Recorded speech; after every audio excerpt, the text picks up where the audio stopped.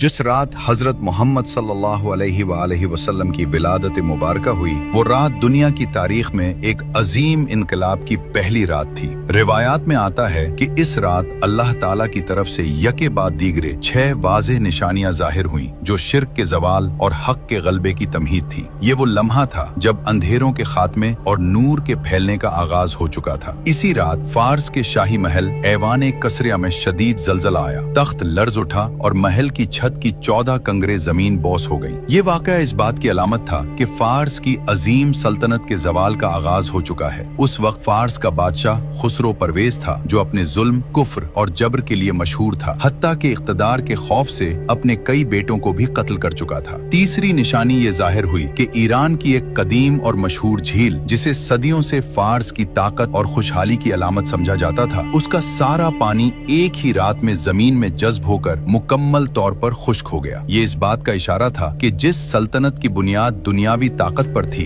वो अब मिटने वाली है। चौथी निशानी ये थी कि ईरान के एक बड़े आतिश कदे में जलने वाली वो आग, जो 1000 बरस से मुसलसल रोशन थी और आग परस्तों की इबादत का मरकज थी, अचानक बगैर किसी जाहिरी सबब के बुझ गई। न पानी डाला गया, न हवा चली, मगर आग खुद ब खुद सर्द हो गई। ये इस बातिल मजहब के खात्मे की अलामत थी, जिसकी बुनियाद ही आग की परस्तिश पर थी। पांचवी निशानी ये जाहिर हुई कि आसमान से एक रोशन और पाकीज़ा नूर जमीन पर फैला। ये नूर मक्का से निकलकर शाम तक फैल गया और फरिश्ते जमीन पर उतर आए। उन्होंने हजरत आमना बिन्त वहब रजी अल्लाह अन्हा के घर को अपने हिसार में ले लिया। फजा नूर से भर गई और कायनात गोया खुशी में झूम उठी। छठी और सबसे अजीम निशानी ये थी कि हजरत जिब्राइल अलैहिस्सलाम तशरीफ लाए और हजरत आमना रजी अल्लाह अन्हा को खुशखबरी सुनाई। फरमाया, ए आमना, तुमने दुनिया के सबसे अफजल और बरगुजीदा बच्चे को जन्म दिया है। उसका नाम मोहम्मद रखना, क्योंकि वो जमीन और आसमान में सबसे ज्यादा तारीफ किया जाने वाला होगा। ये कोई अफसाना नहीं, बल्कि वो रिवायात हैं जो इस हकीकत की गवाही देती हैं कि जिस रात मोहम्मद सल्लल्लाहु अलैहि वसल्लम दुनिया में तशरीफ लाए, इसी रात बातिल की बुनियादें हिल गईं और हक के सूरज के तुलू का ऐलान हो गया।